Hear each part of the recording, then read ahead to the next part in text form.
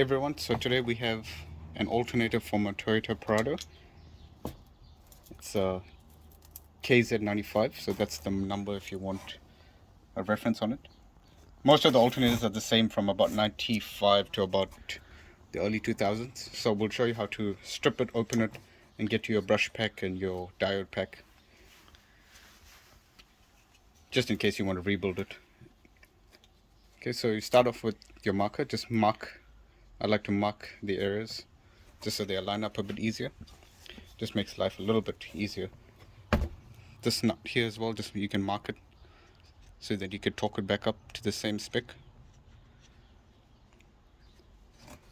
Because sometimes with the older cars it's hard to get torque specs, so it just makes life a little bit easier.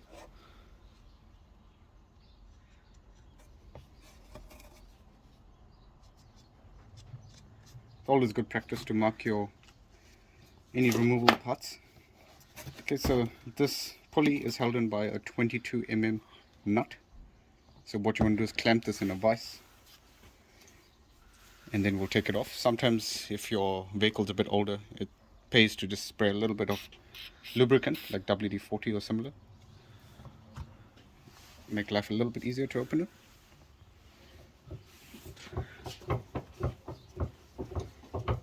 So mount it securely in the vise.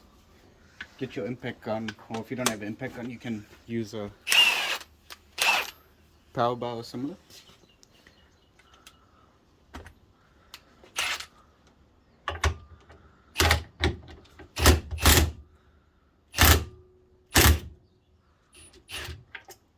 Takes a bit of force, but it will come off. And especially if you use a lubricant, it will make life a lot easier. Sometimes this pulley gets jammed in here as well. You'll need a puller. So that's what I said. If you use lubricant a day prior, it makes life a lot easier. This pulley won't get jammed onto the shaft. And that just comes off like so. Sometimes, like I said, if this part gets rusted onto the shaft, you'll have to get a puller and actually physically pull the main pulley off. Okay, so once you're done that, we'll flip it around, and then these three nuts, they're 8 mm nuts. When I say 8 mm, I'm referring to the actual socket size.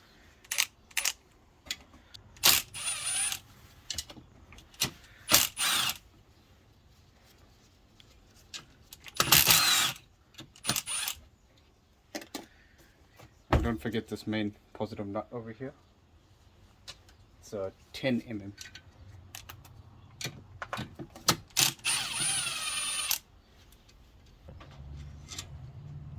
So take off the insulator and take off the nut. You might be wondering why it's shiny. This was polished prior to opening, because we're going to be rebuilding this. So it wasn't this clean. So once you've done that, pop the shield off.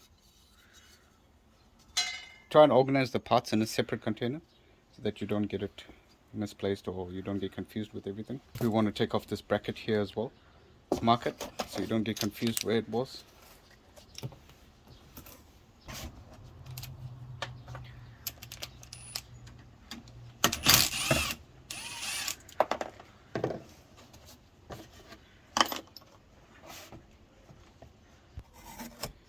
So take note of all how the screws and everything are.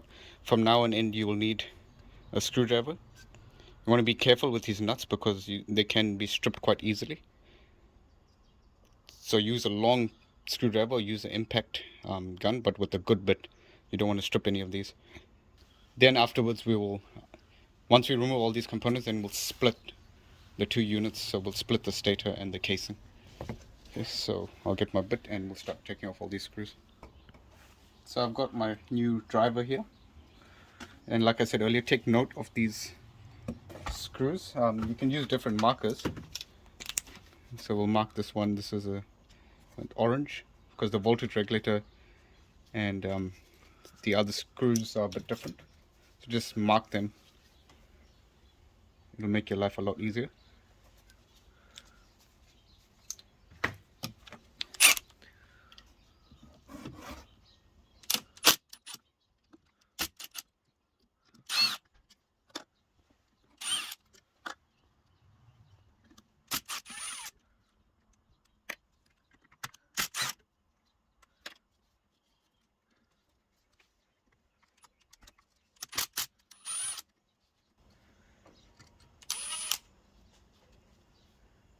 all the screws that are the same size, keep it in one container. Good practice.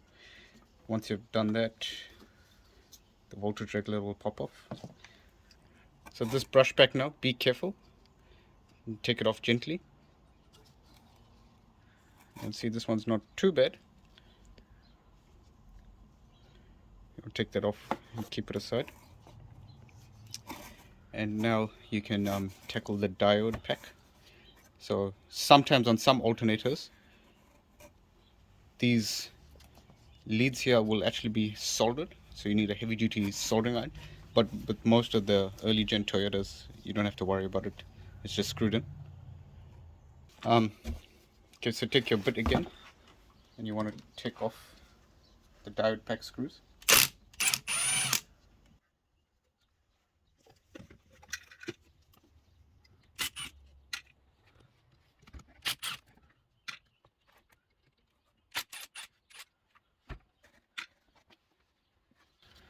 And finally, take off the main screw up here at the top. 8 mm on that.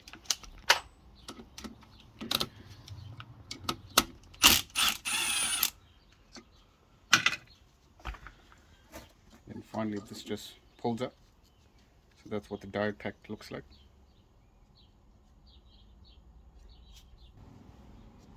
Now that we've removed the diode pack and the voltage regulator and so on, we'll just test the stator before separating it. I'll show you how to test the diode pack a bit later. So what we're going to do is take your multimeter, if you got one of these auto ranging ones, put it on ohms, and you want to check each one of the coils. So you want to check each point of these coils.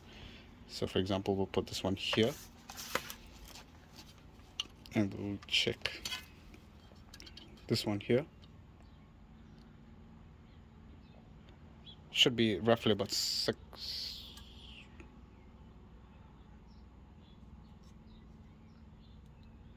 So that's that one there.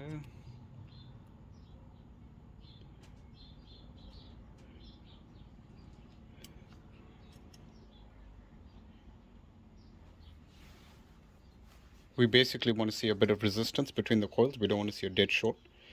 And you can do the same on this side. I'll put up the specs as well so you can see what a good stator should look like.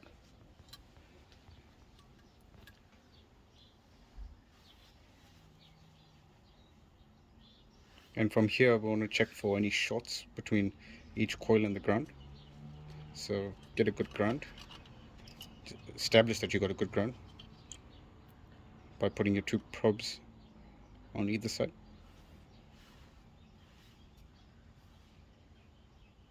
So that's a fairly good ground. Check each one of these coils. They should all show infinity. Shouldn't be any reading on the meter. So that just means there's no short between the coils, and now we can begin separating it. Sometimes this casing here gets frozen because the studs are over here and it gets stuck.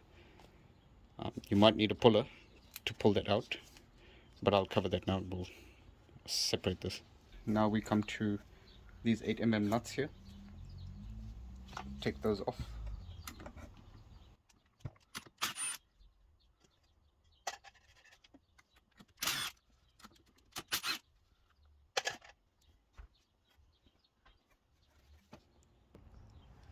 So you can take a mallet, you can take a hammer, just lightly tap this to break the rust.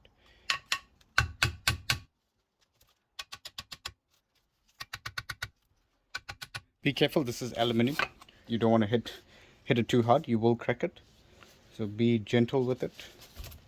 Take your time. See, it's separating there. If you have a sharp screwdriver or something similar, you can try and wedge it in there.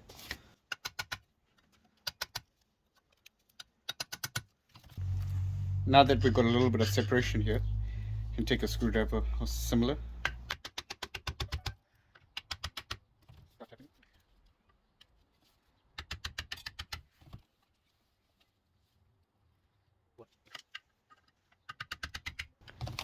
Be extremely gentle while doing this.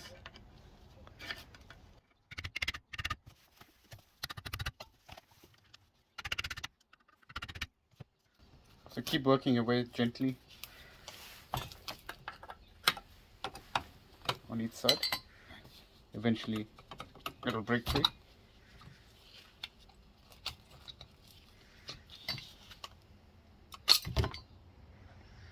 Like so. And then you have your stator and your windings separate. At this point you can spin it and you can listen to the bearings as well. If you've come this far, you might as well replace the bearings. I don't know if you can hear that, but it's a tad bit rough. I can feel it here. So I mean, if you come all the way here, you might as well just replace it. To push this out, you can use a vise or you can use a press. We'll get to that in a second. There's a bearing holder here. So what you want to do is you want to take this off and then you can basically change the bearing here. Feel this bearing as well. A little bit of play, but it's not bad. But like I said, if you come all this way and you're going to rebuild it, replace it. Also, you want to inspect all these windings over here. These are all enamel coppered wire. So be careful not to chip it or scrape it because it'll short to the actual body. If it's basically insulated from water and everything, so you don't want to damage any of these windings. Be careful with it. So I'm just using a socket here on the stator. I'm going to press it.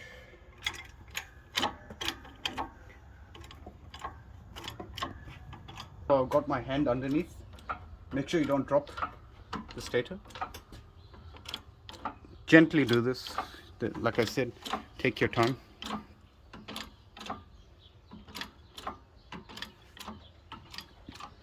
If you struggle to remove it, I recommend using a bit of WD-40 or similar.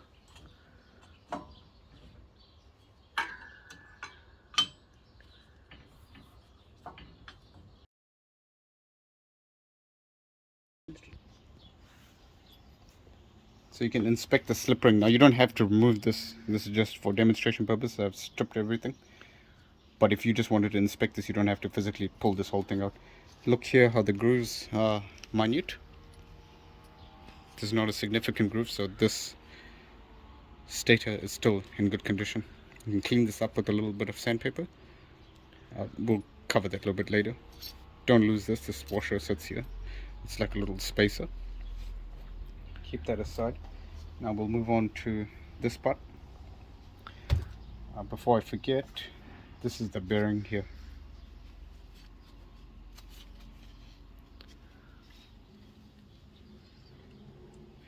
So there's a little retainer plate there at the bottom. If you're going to be replacing it, take note on the depth in the housing.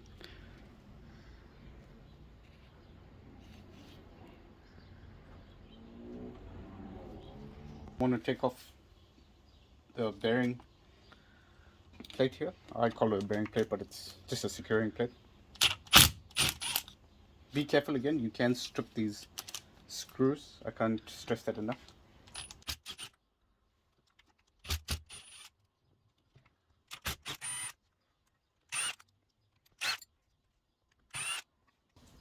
Take note of how the plate goes as well. You can even just mark it. Put one mark there, put one mark there.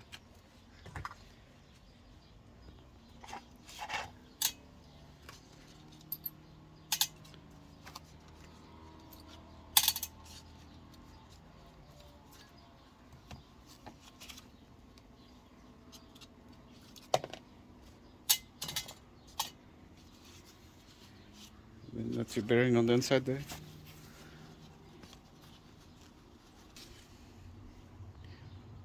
To press it out, you just push it from here. There'll be a little, sometimes there's a plate inside there. So you just use your press and you can push it out that way. You can put a large socket in there and then just push it out. Now that we've got all the components separated, we'll run through and test each. So we'll test the slip rings here. According to the service manual, it should be between 2.7 to about 3 ohms between these two when it's cold. This is not the cleanest, so you might want to clip it a little bit for clean.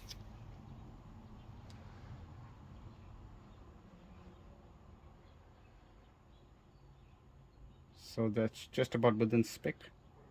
Obviously when you clean this it'll be a bit better, the reading, but that's within spec. So we've checked that. Now we'll check it to ground. Put your ground lead here for your multimeter in ohms and just check here between each slip ring. Make sure there's no short. Once you establish that's okay, then check the slip rings here, make sure they're not scratched up too badly or scored. You can clean this up a little bit with fine sandpaper. We'll measure the diameter. So using a vernier caliper, we'll just measure each slip ring. The spec is, the minimum spec is 12.8 mm and the standard spec is 14.2 to about 14.4. So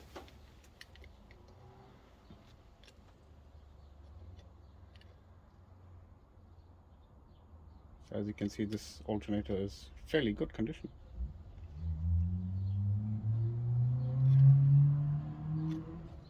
So that's fine on that end. So this rotor is good. We'll keep this aside. Next we'll move on to checking the stator. I showed you this earlier, but we'll cover it more in depth now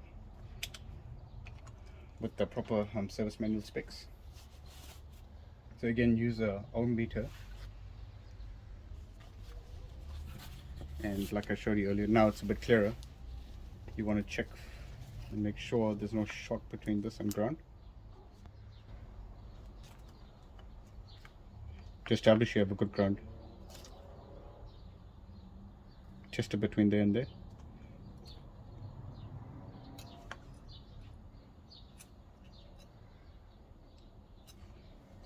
So there's no short to ground. And we'll check for continuity between each winding. So you want to see a bit of continuity like I showed you earlier.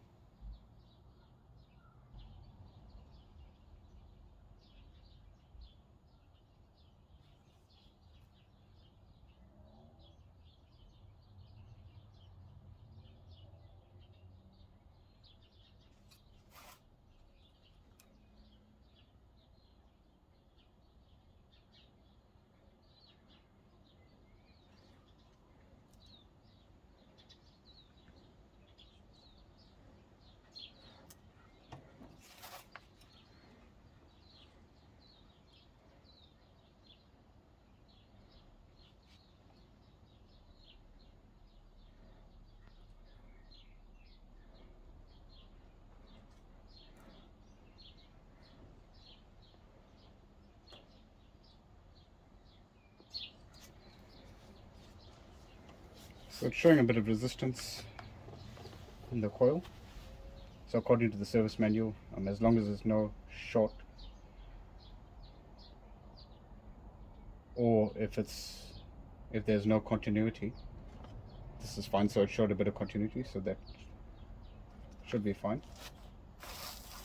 Next we'll check the brush pack. So now we've got a brush pack here. We'll measure it. This rubber insulator just pulls up, so pull it up like that and it just pops out like so. So the spec, the minimum spec is 1.5 mm. So this one measures in at 5,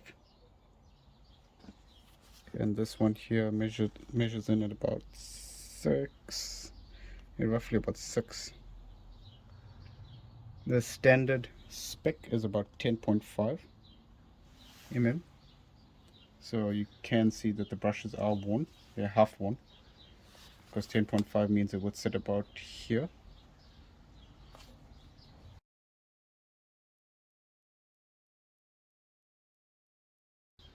Brush pack. So if you want to replace this brush pack, simple. There's no fluffing about with desoldering the brushes. You just replace this whole unit. They sell as one complete unit. But if you did want to desolder it, you just pull these out and you can resolder it. But from memory, you can just buy the whole unit. Finally, we'll move on to the diode pack.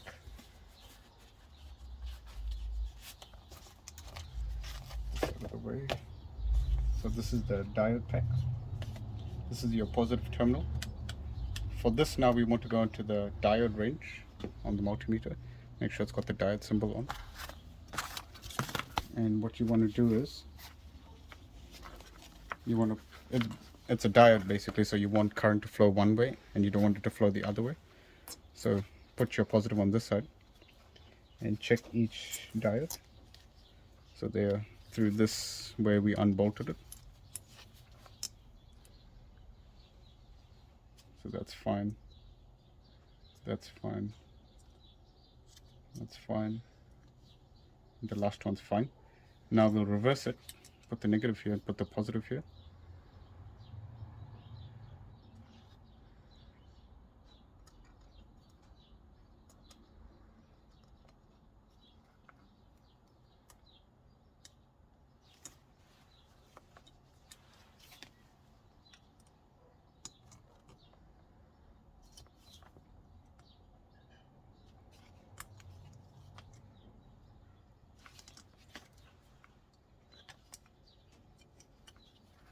It should show one way, as you saw with, so these two diodes here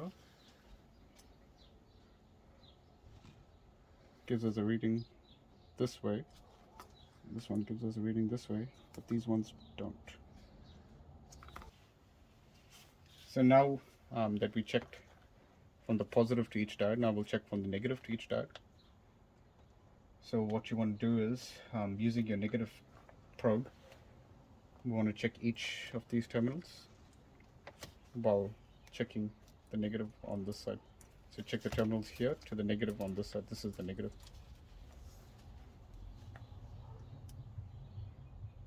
So that shows that way.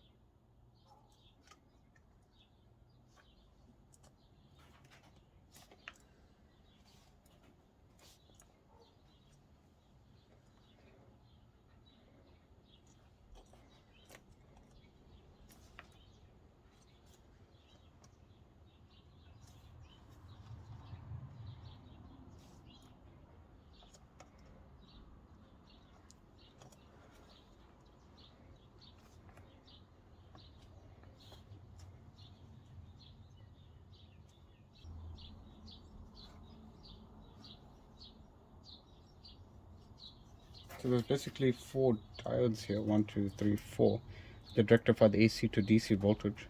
So it converts it from AC to DC. This one here doesn't seem to be giving a reading. So continuing on from the previous part of the diagnostics, basically what happened was the diode pack was faulty.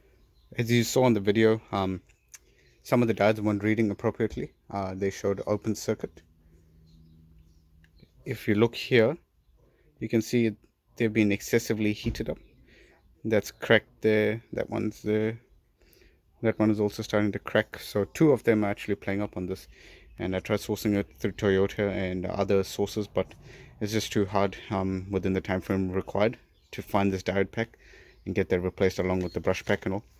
And at the moment, how the economy is going, it's more cost effective just to get a complete new replacement. So that's what we opted to do. So we're replacing the whole complete alternator, and as and when I get these parts, as and when I find it, I'll go ahead and rebuild the alternator and put it all back together. But the part to disassemble it might be useful to you, so this was of some use to you. If it was, please like and subscribe. Thanks for watching, everyone. So yeah. So as I showed you previously, we bought a new alternator because we can't get the dial pack and the brushes in time. Basically, Toyota do not stock these anymore, and if you can find them, they're extra pence, so bit of a hassle. Maybe in your country it'll be a bit easier, so we just replaced it with a whole complete unit. Economies of scale, now it becomes more cost effective just to replace things. So now we'll be reassembling this Toyota alternator. You want to start with the rotor, get all your parts together.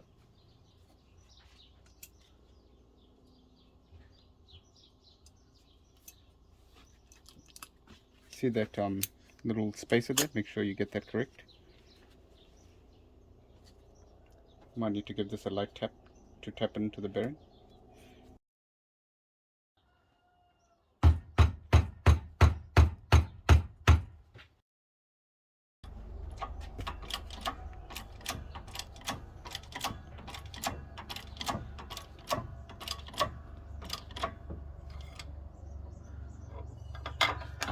So two ways I just showed you. You can either hit it in, or if you got to press like this, you just press it in.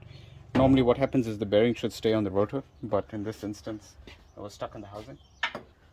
Make sure when you press it in that the fan is not scraping the housing or anything. Technically you shouldn't be able to go any further. You can put a bit of lube, you can put a bit of WD-40 or similar around the rotor. Yeah, it'll just make it a bit easier to go inside. Now when putting this back in, make sure you align each of these stator wires. Don't bend them. This one didn't have the insulation on it, otherwise some other models do have the insulators. I'm not sure why this one didn't, but normally Toyotas or Densos normally do stock them. So line it up like so, with all the studs everywhere, and that should technically just drop in, just like that. You can give it a light tap if you want to. Just seat it a bit. And it's at this point now, if you got those insulators that I was talking about, that's when you put them in here.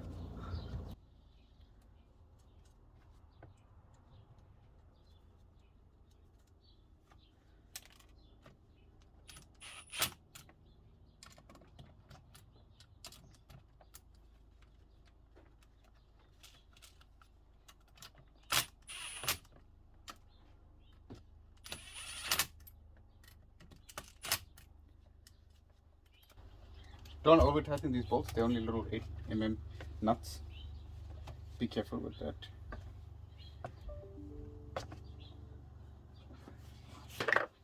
So if you've seen my previous video, you know that this diode pack is faulty, and because we can't get anything, I'm just reassembling it, and as and when I can find replacements, I will get this fixed. So if you notice, this diode pack has got little insulators built into it, hence the reason why it doesn't have the rubber that I was talking about. So here you want to be a little bit careful when reassembling. Like so. Make sure that they're all on the outside, the stator windings. Then we can go ahead and start screwing in all the screws.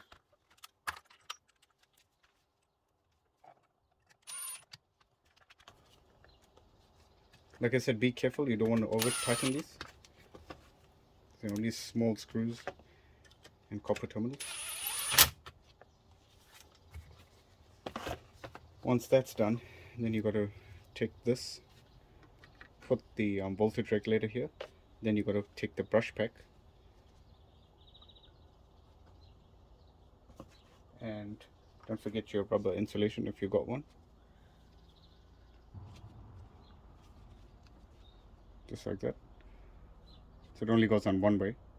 Take note of that.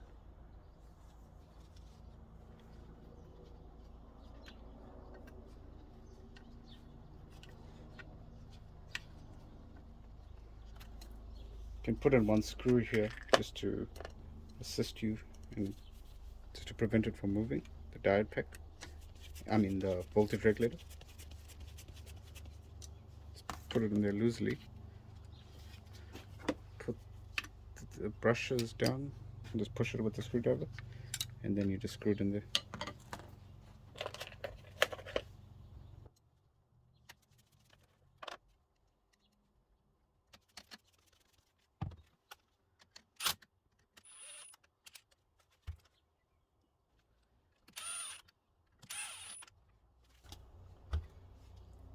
Then when we're done this, you can go ahead and slot your cover back on.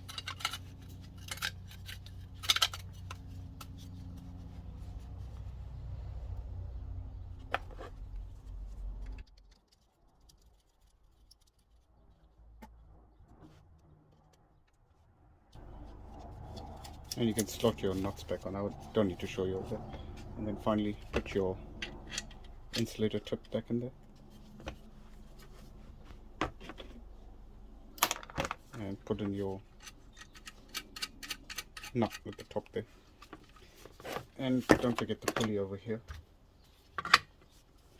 Put that in there, and if you marked it like I showed you originally, straightforward, you can just retorque it. I won't be doing that because I'll have to remove this and separate this alternator at a later date to replace the bearings in the die pack when they come in. But for now, that's basically what you do, and that's how you reassemble your whole alternator. Fairly straightforward. Make sure you check this housing, make sure it's fully closed, everything's tightened appropriately. If you're not sure of the torque settings on it, use a small ratchet like this, so it prevents you from over tightening anything. And for the screws everywhere, just use a normal hand screwdriver. That way you won't over tighten it. So that's how you reassemble one of these alternators. Thanks for watching, everyone. Please like and subscribe. See you.